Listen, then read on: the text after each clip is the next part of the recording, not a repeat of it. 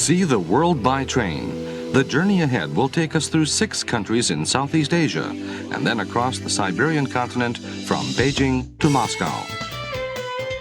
First, we'll be treated to the sights of the Buddhist country of Myanmar.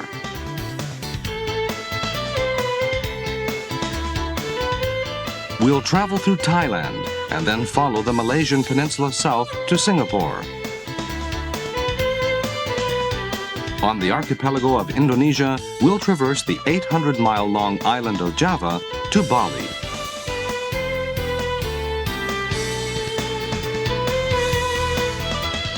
Vietnam's Reunification Express will take us from Hanoi to Ho Chi Minh City.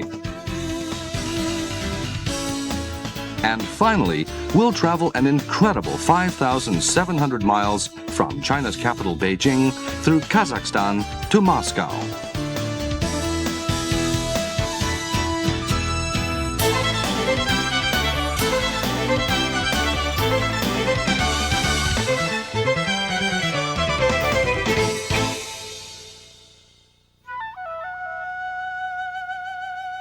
Yangon, the capital of Myanmar.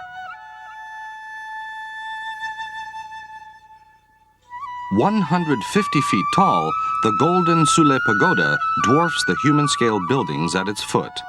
The gigantic stupa houses what is said to be one of Buddha's hairs and is one of the symbols of Buddhist Myanmar.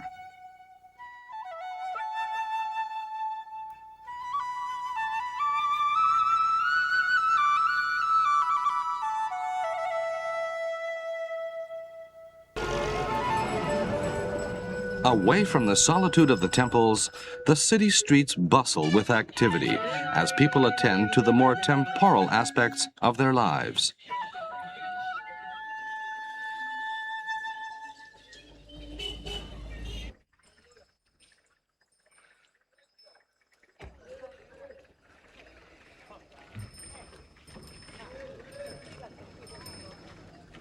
Yangon Station at daybreak.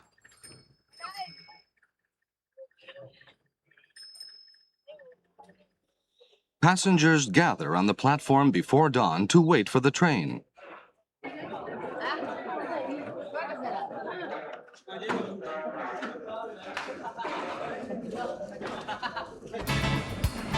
The train takes us north through the center of Myanmar to Mandalay, the largest city next to Yangon.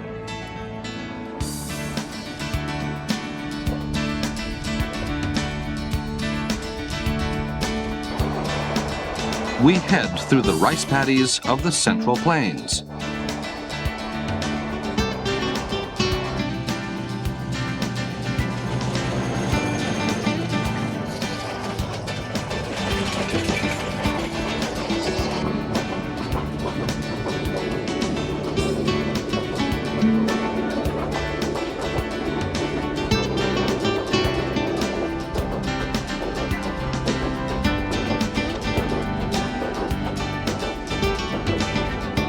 The many orange robes that we see are worn by those who practice Buddhism. 85% of the people here are Buddhist, and most men spend time studying in a monastery at least once in their lives.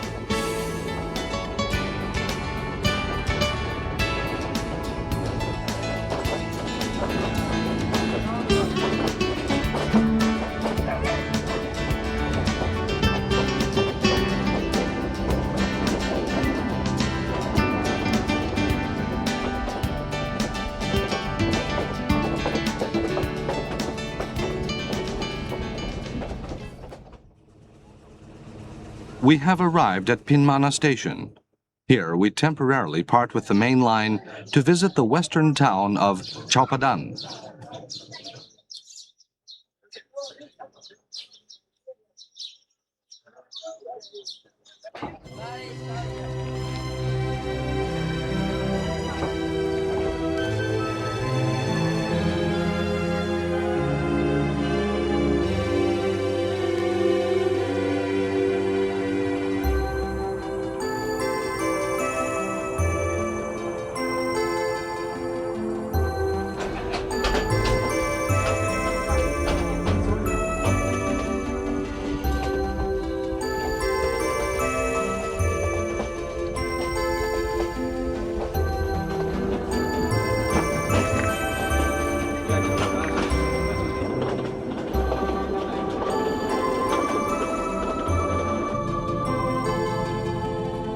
The train hums along at about 25 miles per hour.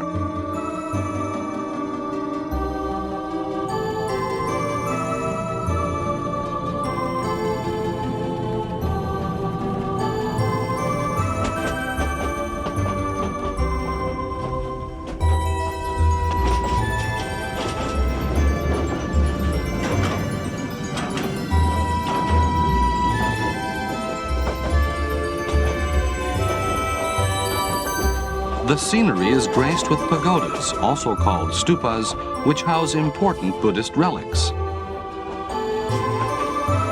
In Myanmar, where Theravada Buddhism is practiced, the construction of pagodas is regarded as the most virtuous deed.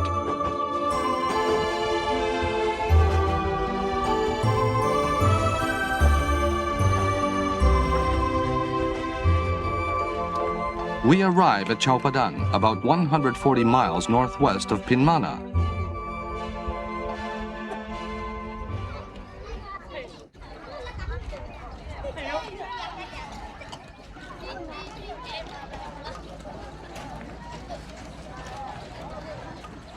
Traveling for another hour by car takes us to the ruins at Pagan.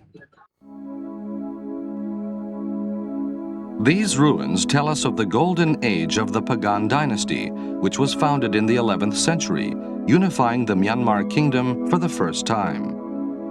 Though the Pagan dynasty was crushed by Kublai Khan in the 13th century, over 2,000 pagodas remain today. We can only imagine visiting the Pagan dynasty at its height, when over 6,000 pagodas filled the landscape.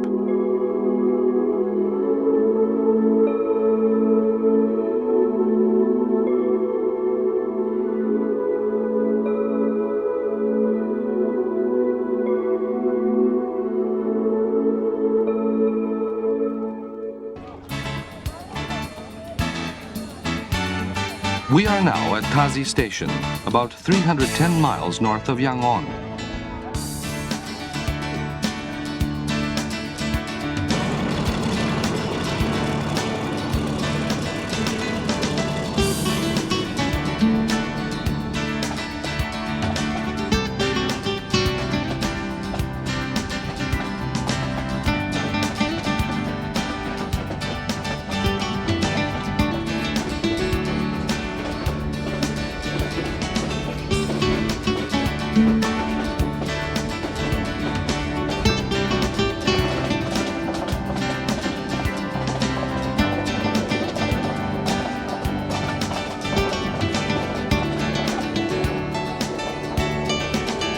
In the first-class car, ceiling fans cool off the passengers, who rest comfortably in their reclining seats.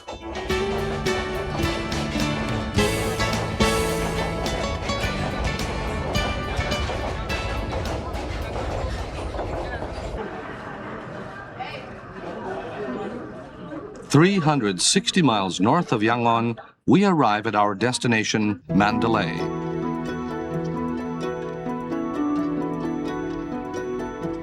Mandalay is a relatively new city, founded in 1857 by Myanmar's last king to fulfill a sacred prophecy foretelling a palace at this idyllic locale. However, the prophecy didn't suffice to protect Mandalay from the 20th century, which came crashing in as the British and then the Japanese invaded the city and brought the kingdom to an end.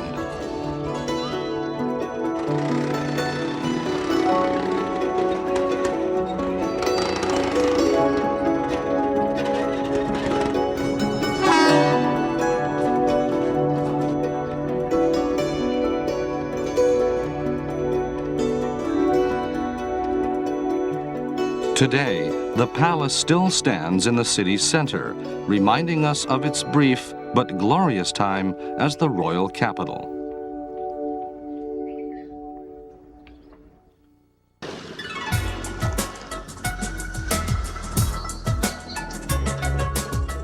Bangkok, Thailand's capital, population 7 million. The city has modernized at an almost breakneck speed, developing into one of Asia's great commercial centers.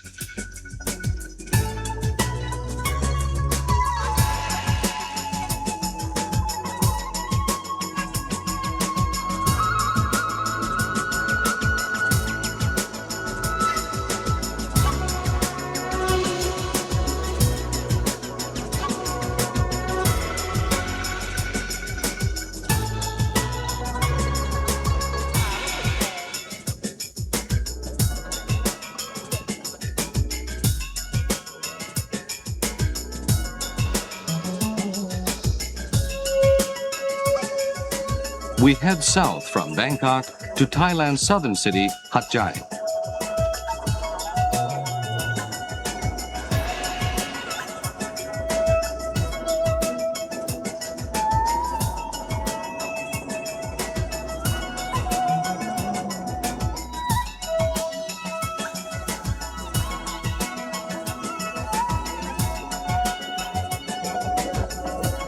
We move through the area around Hua Hin, a resort favored by Thailand's royalty and foreign tourists.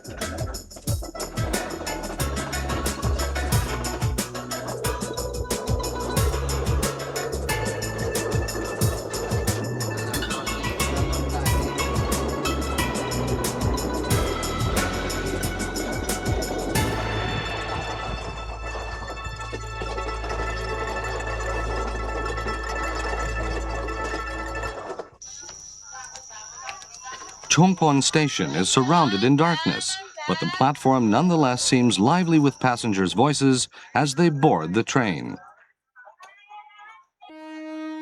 The train departs, taking us further south.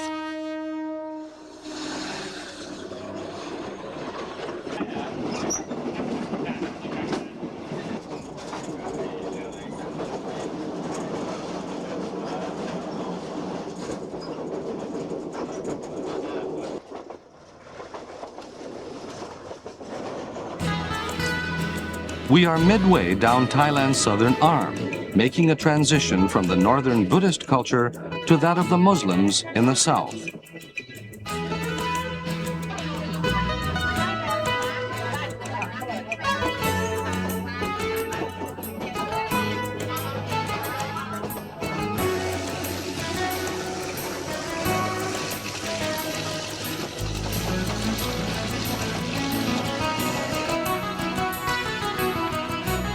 We have come almost 590 miles from Bangkok, approaching our destination, Hat Yai.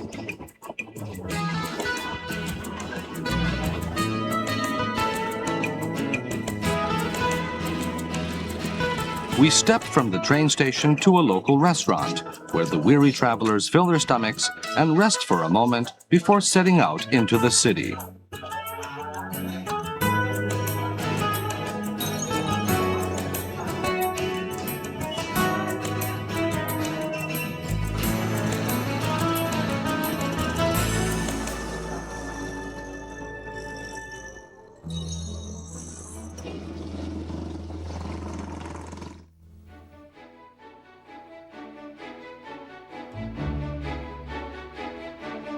The island of Penang is one of Malaysia's most popular beach resorts.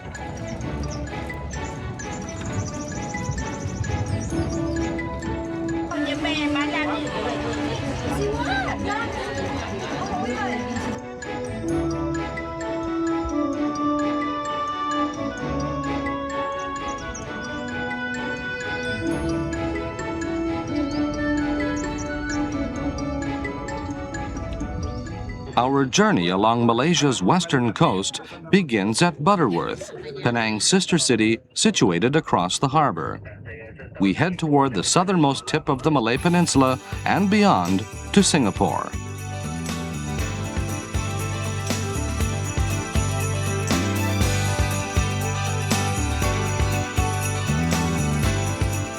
The port town of Ipoh has a stately elegance that dates from the 19th century, when the town prospered as a center for the tin industry.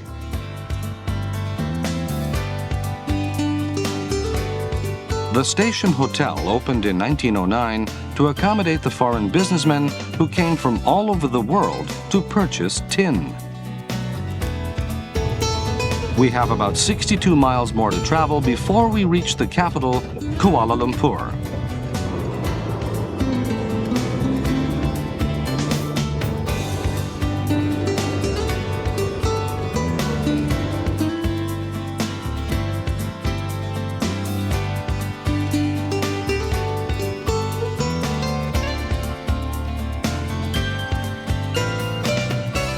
Seven hours after departing Butterworth, the train arrives at Kuala Lumpur.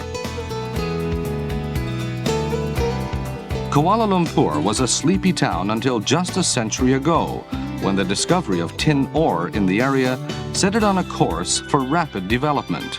Today, Malaysia is a complex mixture of native Malays, Chinese, and Indians.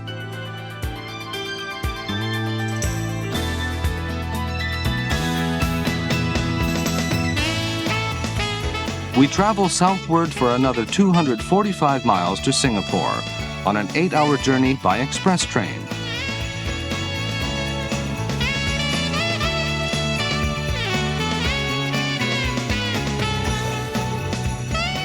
This train is popular among foreign tourists visiting the region. On board, we find representatives from all parts of the globe.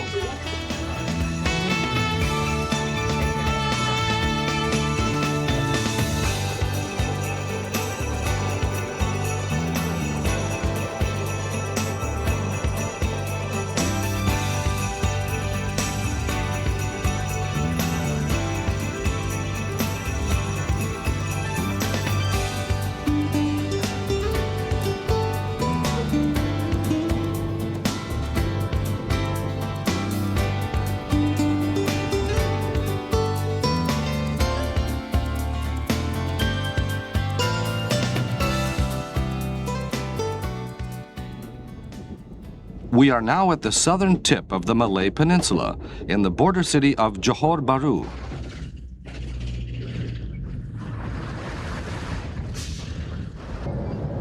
The passengers go through the immigration procedures on board as they prepare to leave Malaysia and enter the island country of Singapore.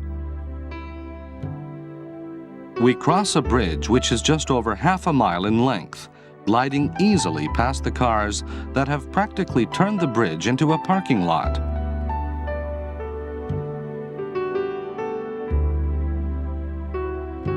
Modern Singapore was created almost single-handedly in the early 19th century by Thomas Stamford Raffles, who saw the island's tremendous potential as a trading port. Positioned strategically at the western mouth of the South China Sea, Singapore today continues to prosper as an independent nation with a population of almost 3 million.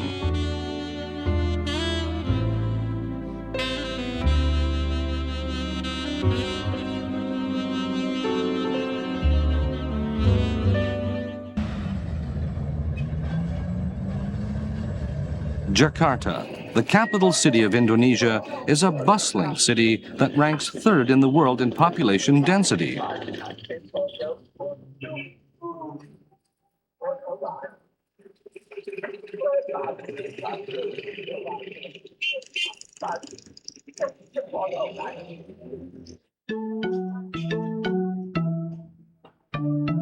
This is Jakarta's Gambir station. With quite a few night trains departing from this station, the platform is crowded with passengers even early in the morning.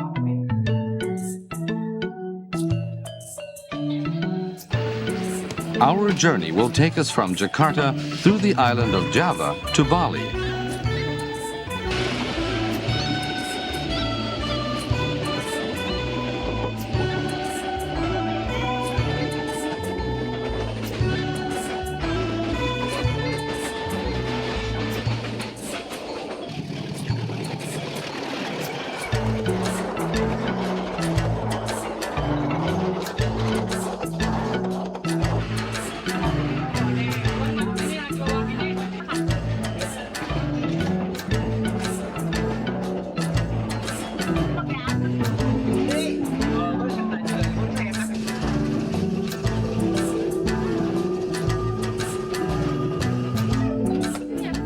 We have arrived at Yogyakarta, approximately 370 miles west of Jakarta.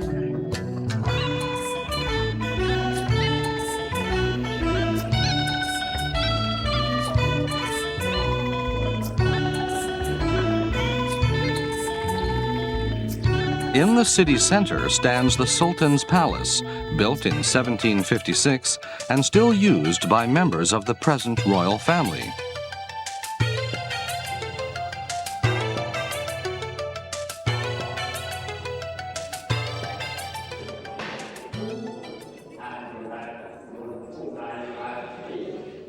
Yogyakarta is a great mecca for the arts. The Wayang Kulit Puppet Theater is one of the most famous among them. Often the stories have a specific purpose, such as protecting a person or town. A single puppeteer called a dalang animates the puppets and chants the songs to music played by a gamelan orchestra.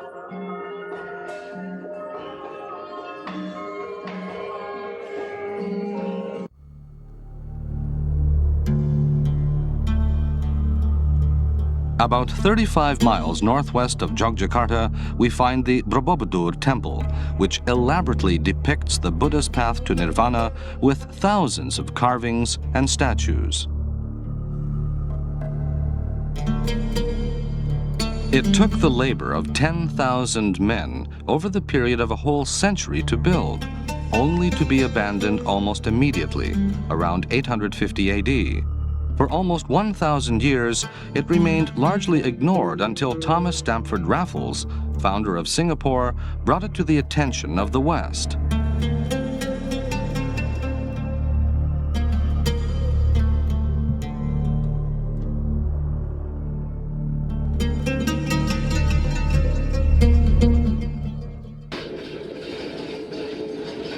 We board the train again and leave Yogyakarta.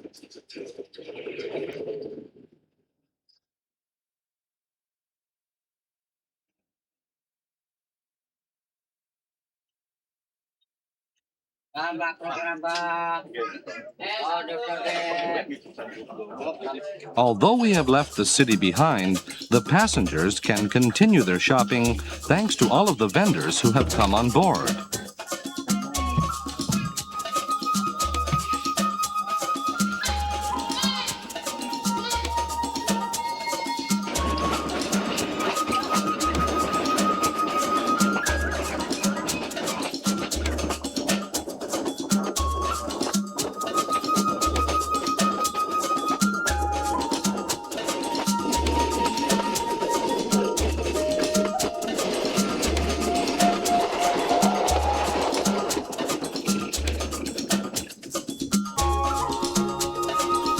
This is Solo, 38 miles northeast of Yogyakarta, close to the center of the island of Java. Less cosmopolitan than Yogyakarta, the city has a quiet charm appropriate for an old capital.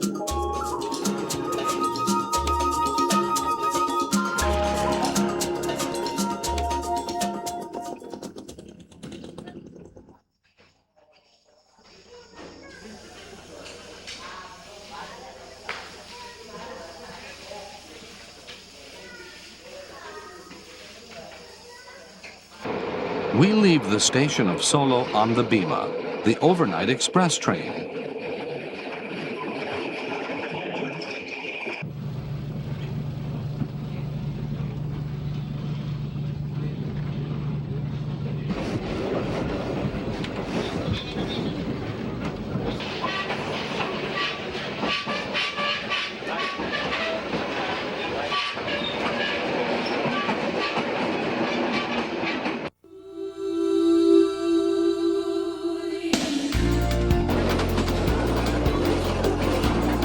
The Indonesian morning starts just as dawn breaks.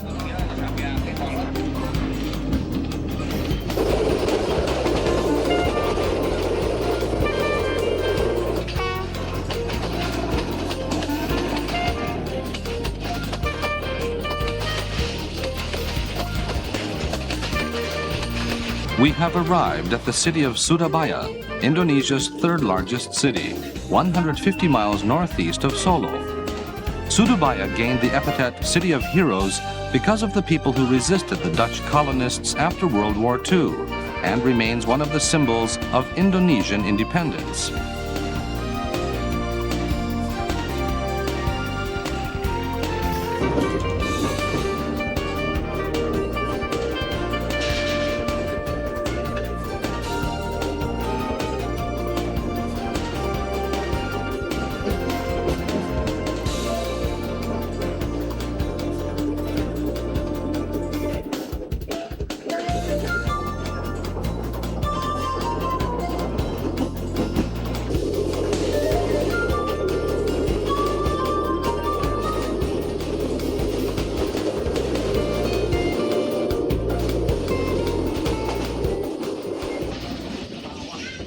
We have arrived at Banyuwangi Station, at the eastern edge of the island of Java.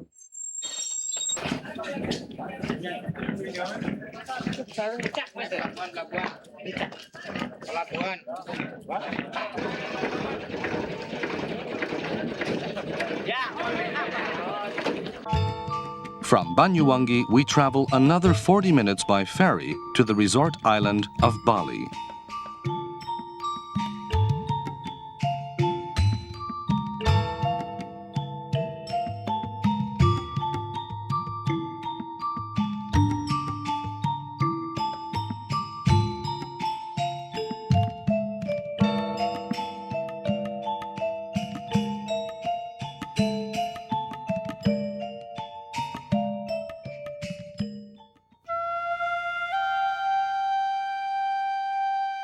Vietnam's Halong Bay in the Gulf of Tonkin.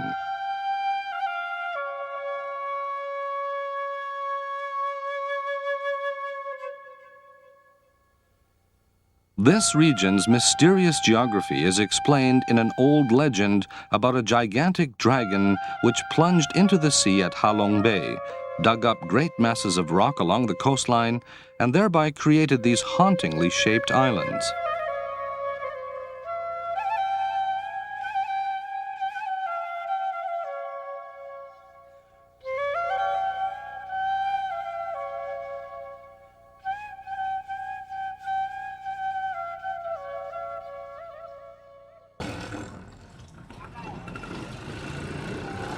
This is the capital city of Hanoi.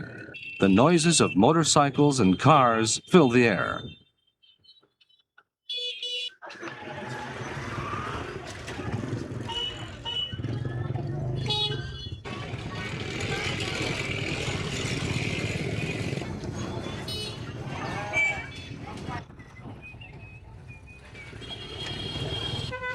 In the center of the city, we find Hoan Kiem Lake, famous for a 15th century legend about a magical sword given to an emperor by heaven to drive the Chinese out of Vietnam. After his success, the king was boating on this lake, and a golden turtle rose from the water, snagged the sword in its mouth, and disappeared into the lake. Today, the lake is affectionately known as the Lake of the Restored Sword.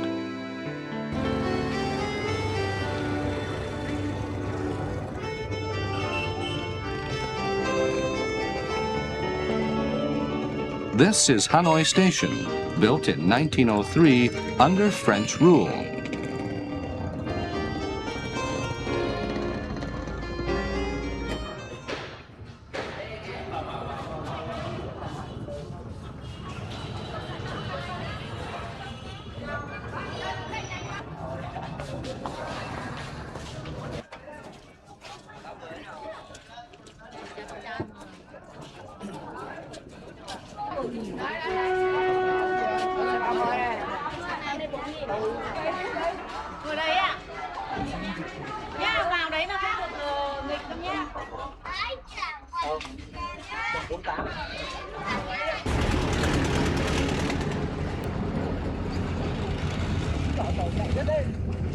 The Reunification Express leaves at 8 o'clock in the morning. We leave on a 1,072-mile journey to Ho Chi Minh City, which takes us a total of 3 days.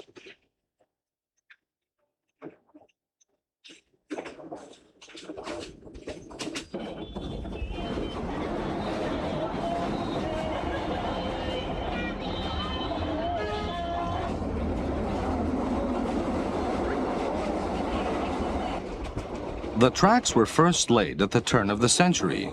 They were damaged in World War II when the Japanese commandeered the line, and again as the French struggled for control of Vietnam, and once more during the war with the United States. The Reunification Express was inaugurated in 1976 as a symbol of the unity between northern and southern Vietnam.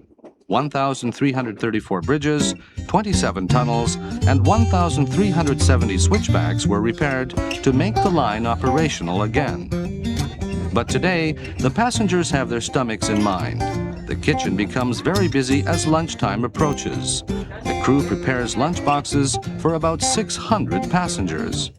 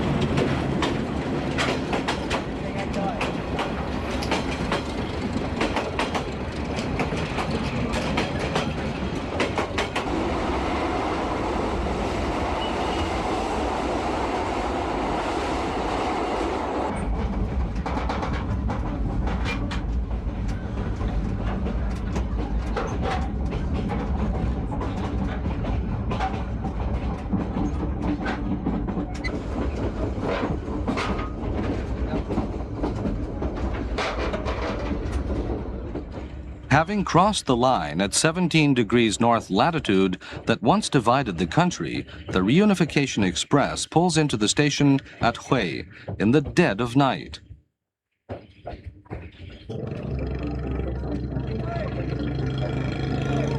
Hue, the old capital of central Vietnam, was home to the 13 emperors of the Nguyen dynasty from 1802 to 1945. Along the river, we find the ruined palaces from the old capital.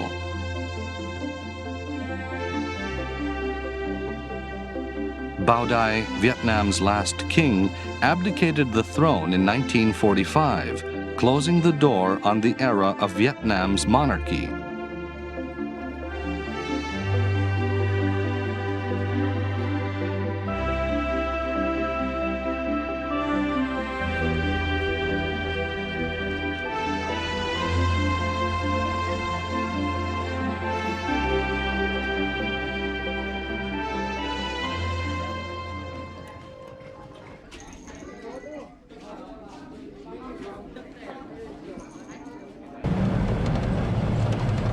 The train heads further south, leaving Hue behind. We approach one of the main highlights of the Reunification Express, the Hai Van Pass over the Trong Son mountain range. The Hai Van Pass is situated in the center of Vietnam. Here, the climate changes as we head further south.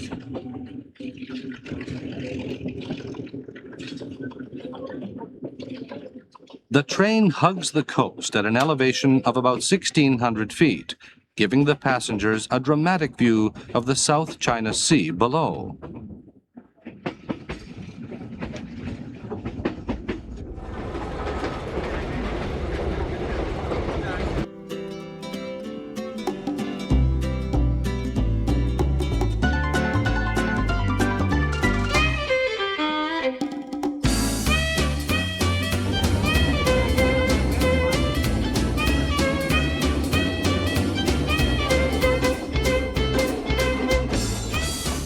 We're back in an agricultural area again as we approach the second night of our journey.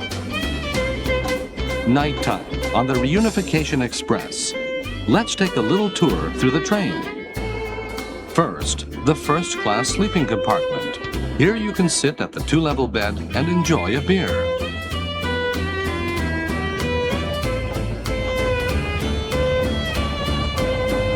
The second-class sleeping compartment has 3 levels and seems to be popular among families.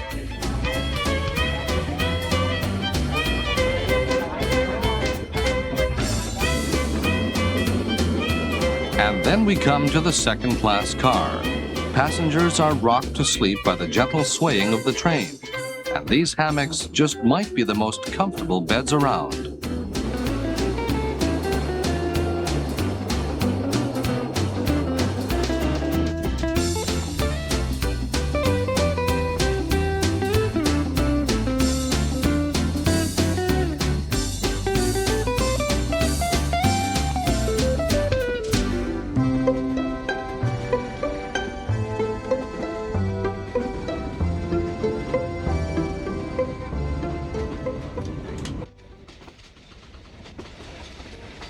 Morning begins to break as the train continues south toward the fishing village of Nha Trang.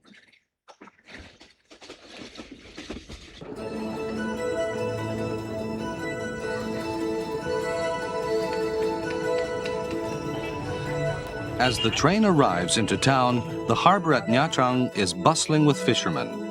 Actually, their day is just drawing to a close as they work mainly during the night. They move between their fishing boats in Thong Chai, huge baskets woven from bamboo and made waterproof with pitch. At 5:30 in the morning, the train glides into Nha Trang Station.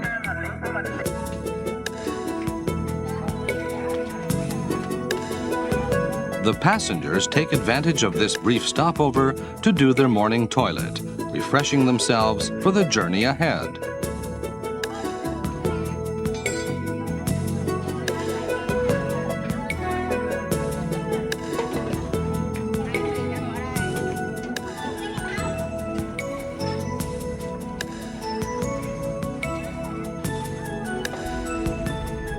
The sun draws locals and tourists alike out to Nha Trang's white beaches, one of Vietnam's premier resorts.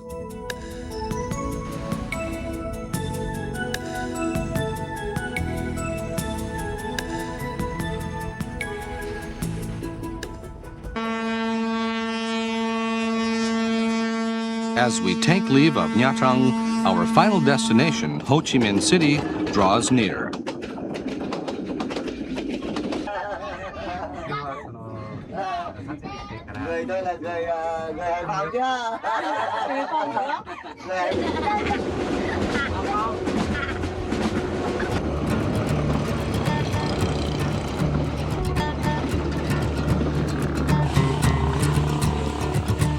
The train has arrived at Saigon Station in Ho Chi Minh City, Vietnam's largest city.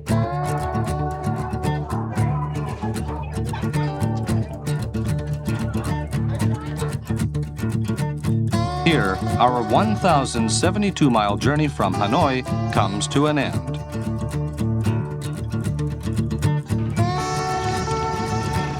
The roar of motorbike engines echoes throughout this energetic city.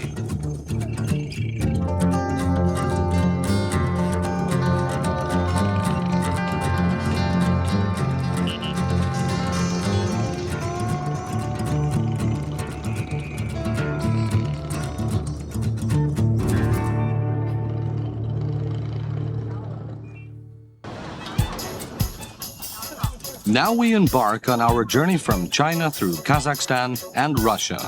It begins in the capital city of Beijing, home to 7 million people.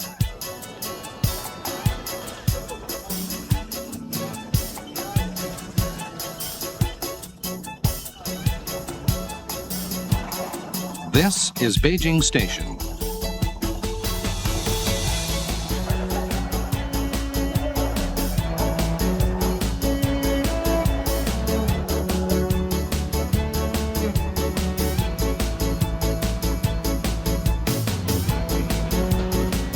Our 5,700-mile journey begins here.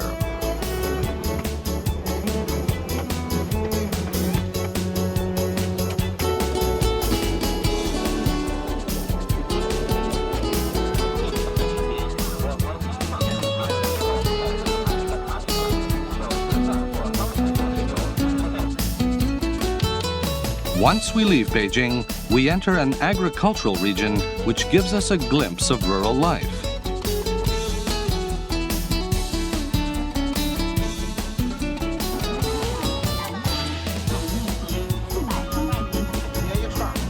On board, a lunch cart arrives with a special treat: chicken legs on a skewer. A hearty smile is brought to everyone's face.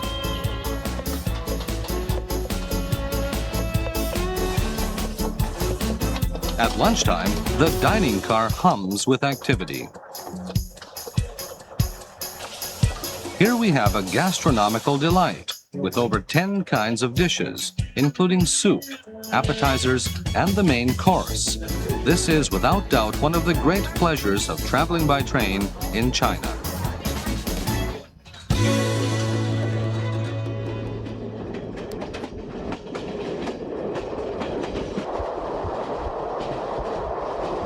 The enormous yellow river becomes a sheet of amber as it reflects the setting sun.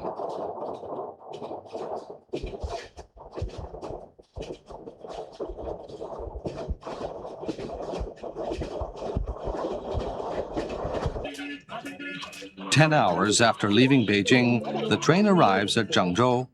Here we find this memorial in honor of the rail workers who were killed for organizing the first strike ever in China.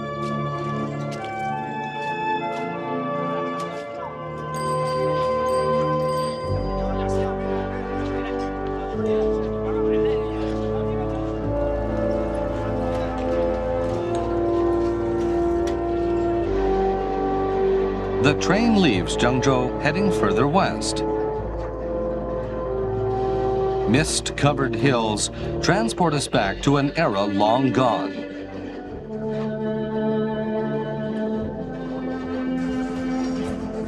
We pass by red canyons with thick deposits of silt that almost look like water.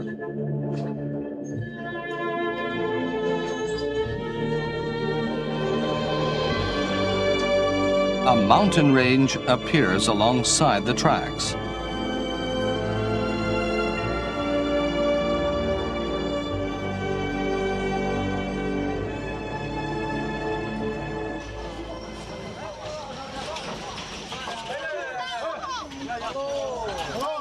The train pulls into Xi'an Station at night, but we have not missed anything at all, as the city is still full of energy. It's even possible to grab a bowl of fresh noodles for dinner.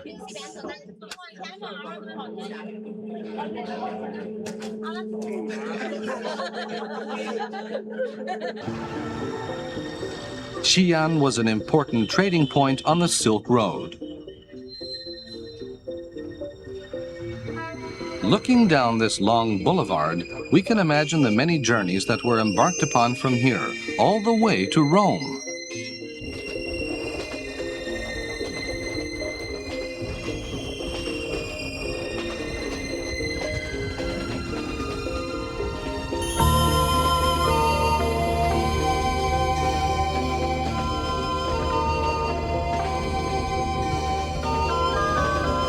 Here, the train hugs a thick river, the largest tributary of the Yellow River.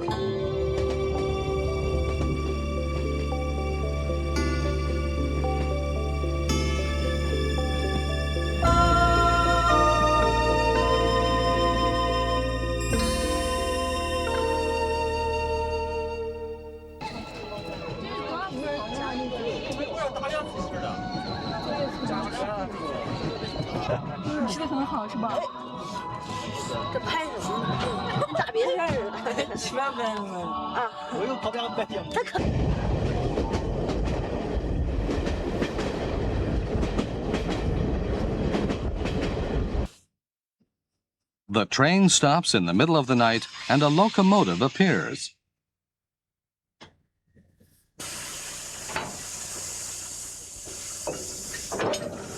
It's one of the largest locomotives built by China, measuring a total length of about 80 feet.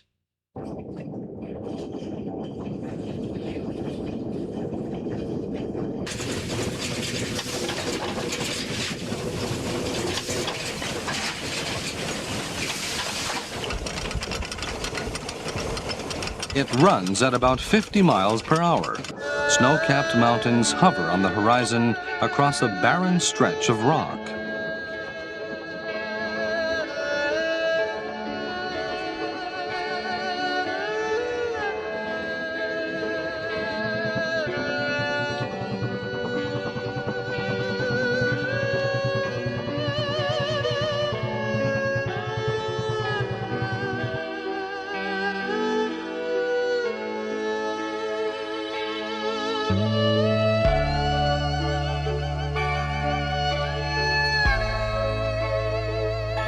This is Jiayuguan, the westernmost outpost of the Great Wall, constructed during the Ming Dynasty. Consisting of 3 citadels towering in the wilderness, it marked the outer fringes of civilization, beyond which lay unknown and barbaric lands.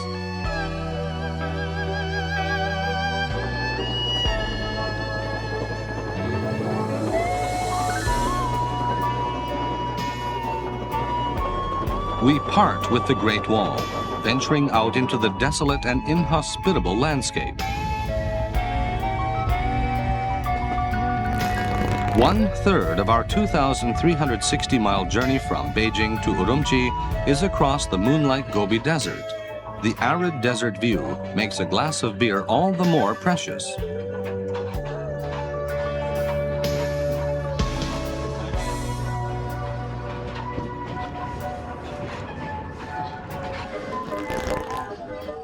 We have made it to the oasis station of Turfan, which is the lowest point in the land of China at 328 feet below sea level, and the second lowest in the world. About 70% of the local people are Uyghurs, a minority ethnic group comprised of descendants of Turkish nomads.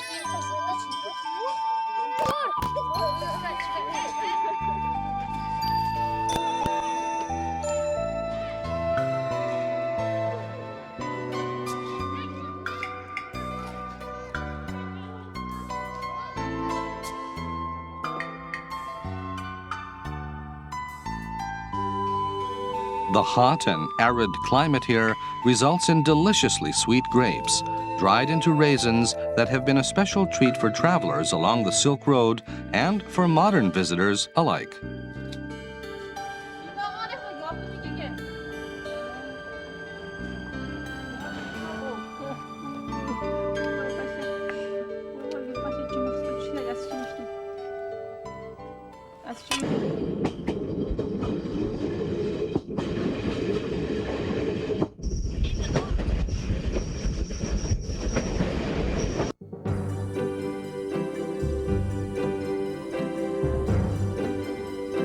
The train heads towards the Dzungaria Basin. We advance between two great mountain ranges, the snow-capped peaks of the Bogdashan Mountains rising up sharply to our right, and the more distant Tian Shan Mountains to our left.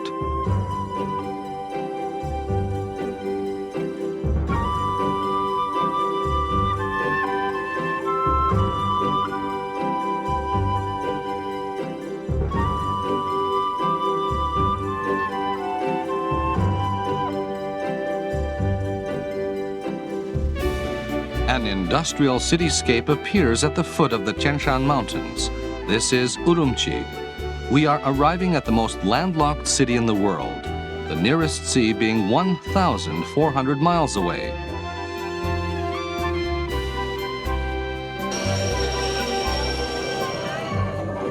We have come 2,345 miles from Beijing, and the passengers are received warmly at the platform.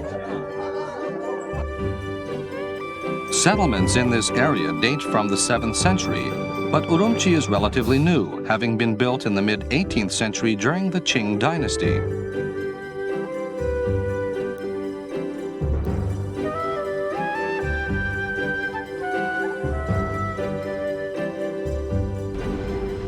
At Urumqi, the passengers transferred to an international train bound for Alma-Ata in Kazakhstan, and then on to Moscow.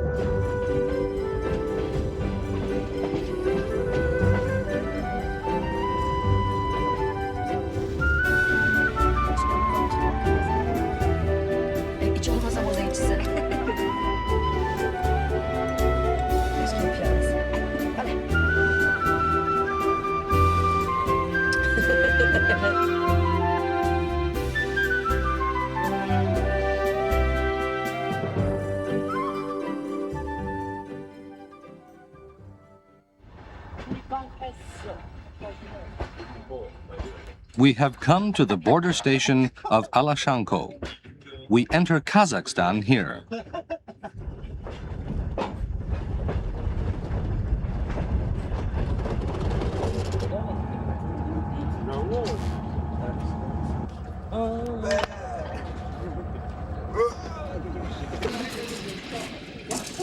At Druzhba, Kazakhstan's border post, each car must be reset on new bogies to match the tracks of the former Soviet Union, which are different from those of China.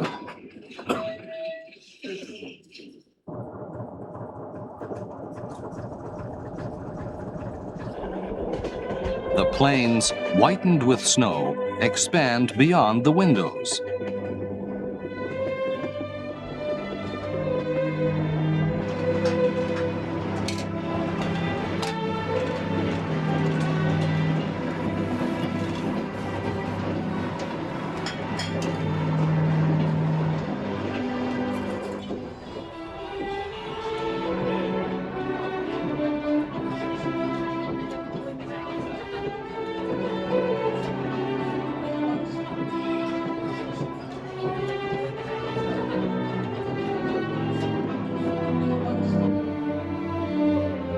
This is Alma-Ata, the former capital of Kazakhstan, now newly independent since the collapse of the Soviet Union in 1991. A new capital city has been established at Astana.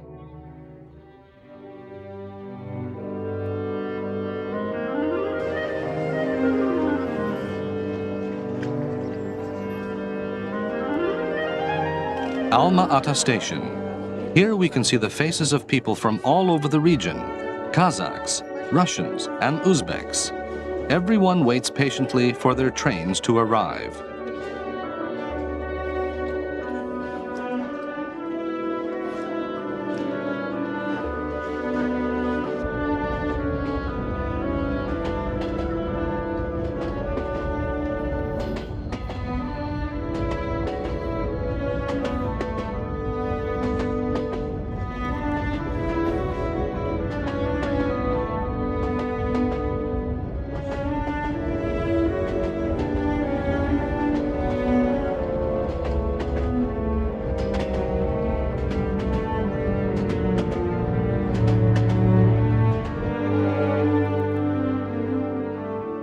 This is the Aral Sea, once the world's fourth largest lake, but now shrunken to about 1/3 of its former size due to irrigation.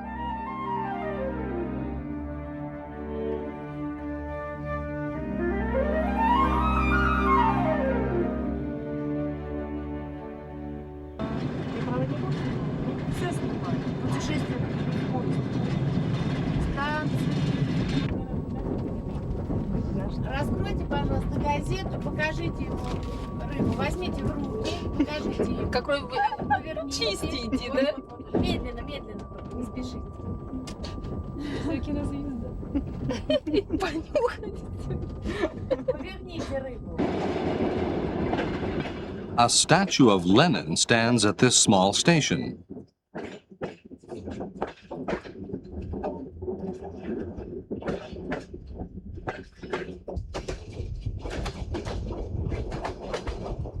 The view through the windows changes from open plains to rivers and forests. We have entered Russia. After leaving Kazakhstan, the first city that we stop at is Saratov. Built by the Russians in the 16th century as a fortress on the Volga River, Saratov feels like a medieval city even today.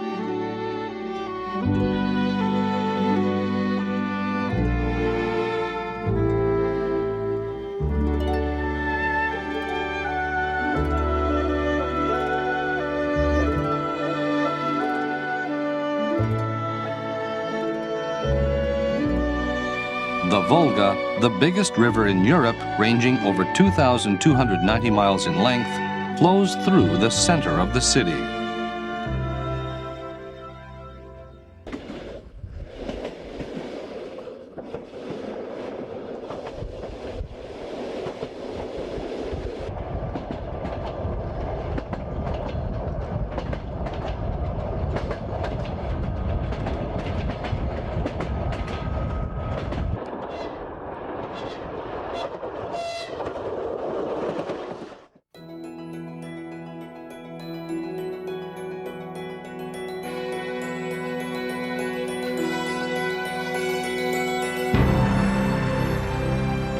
We are 5,700 miles away from Beijing. The train pulls into Moscow's Paveletsky station.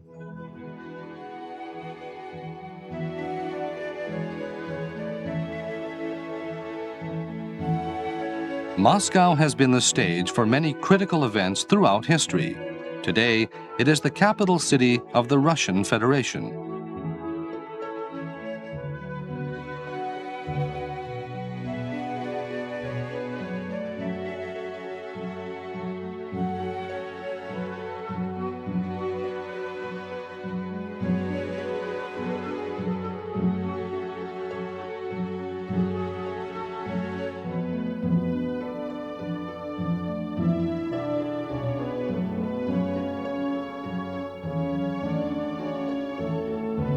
Red Square, which continues to attract people from all over the world.